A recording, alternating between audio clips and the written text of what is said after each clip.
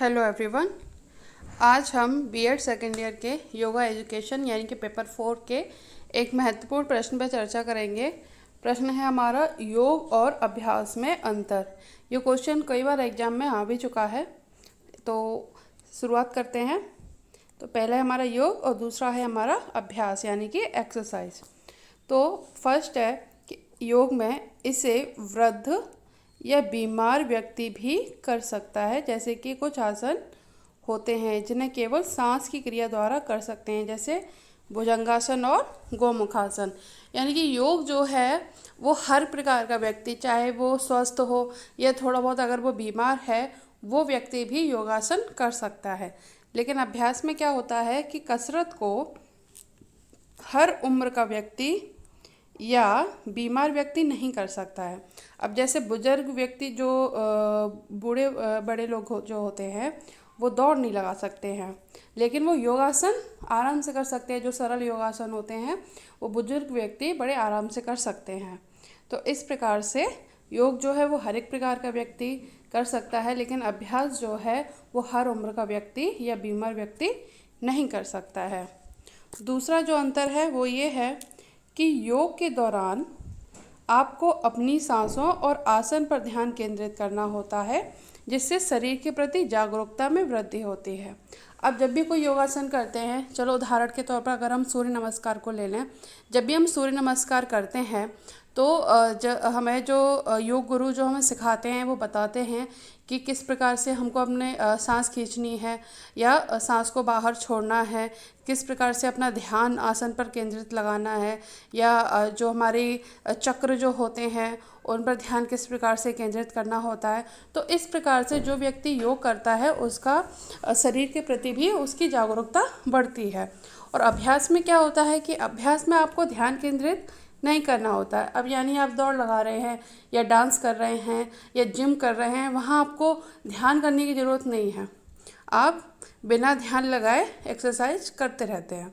Third है आपका कि योग में ऊर्जा धीरे धीरे खर्च होती है, जिसमें आप थकने की बजाय अपने आप को तरोताज़ा अनुभव करते हैं। यानी कि योग में क्या होता है, जब हम योगासन करते हैं तो धीरे धीरे हमारी ऊर्जा खर्च होती है, क्योंकि हम योगासन जो है उसकी एक जो गति है करने की वो एक मध्यम गति है।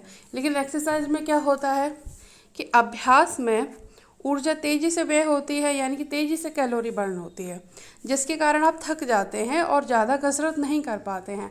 यानी जब आप डांस कर रहे होते हैं या दौड़ लगा रहे होते हैं तो आप तेज़ी से थक जाते हैं, क्योंकि बहुत जल्दी आपकी कैलोरी बर्न होती है। उसके बाद आपका फोर्थ है कि योग के लिए आपको एक चटाई और थोड़ी सी जगह की आवश्यकता होती है, यानी कि बहुत कम जगह में आप आराम से योग कर लेते हैं। और अभ्यास में क्या होता है कि कई सारे अभ्यास के लिए आपको भरपूर स्थान और साधन सामान की आवश्यकता होती है।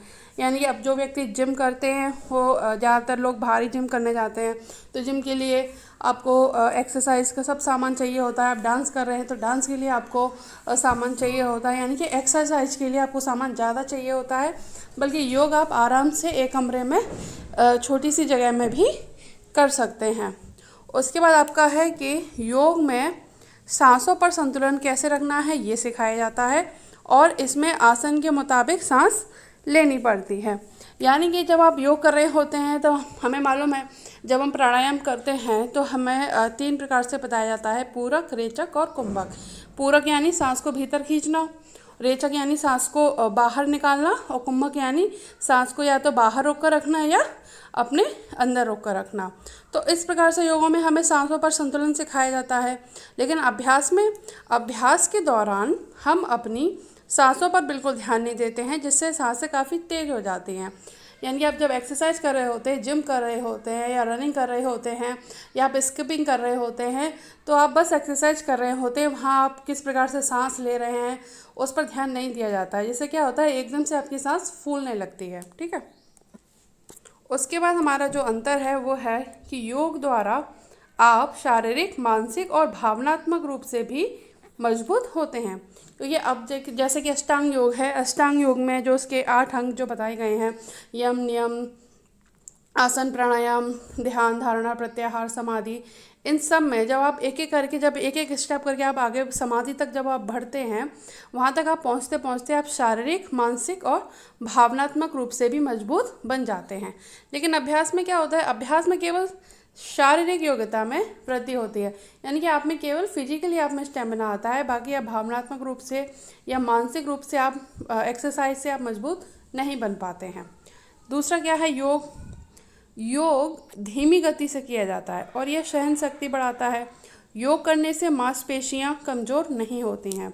अब जैसे कि हठ योग है या अष्टांग योग है या कोई सा भी योग ले लीजिए, जब हम किसी भी प्रकार का जब हम योगासन करते हैं तो उस योगासन में एक समयावधि होता है कि आपको एक आसन में इतने समय तक रहना होता है, उसके बाद आप आसन चेंज करते हैं। तो इस प्रकार से क्या होता है कि हमारी सहन शक्ति बढ़ती है और हमारी जो मांसपेशियां हैं वो भी मजबूत बनती हैं।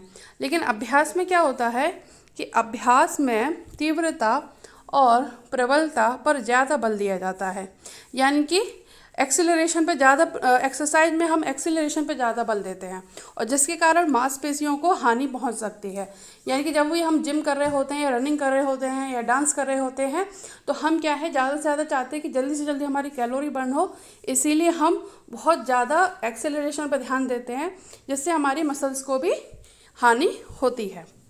उसके बाद जो अंतर है वो ये है कि योग से शरीर लचीला बनता है, यानी कि फ्लेक्सिबिलिटी बढ़ती है, एवं योग आंतरिक रूप से शरीर को प्रभावित करता है। यानी कि जब आप योग कर रहे होते हैं तो केवल आप बाहरी रूप से ही नहीं बल्कि आपके जो आंतरिक अंग हैं उनको भी मजबूती योग प्रदान करता है। दूसरा है इसी में कि अभ्यास से शरीर की मांसपेशियों में कड़ापन आता है एवं व्यायाम बाहरी रूप से शरीर को प्रभावित करता है।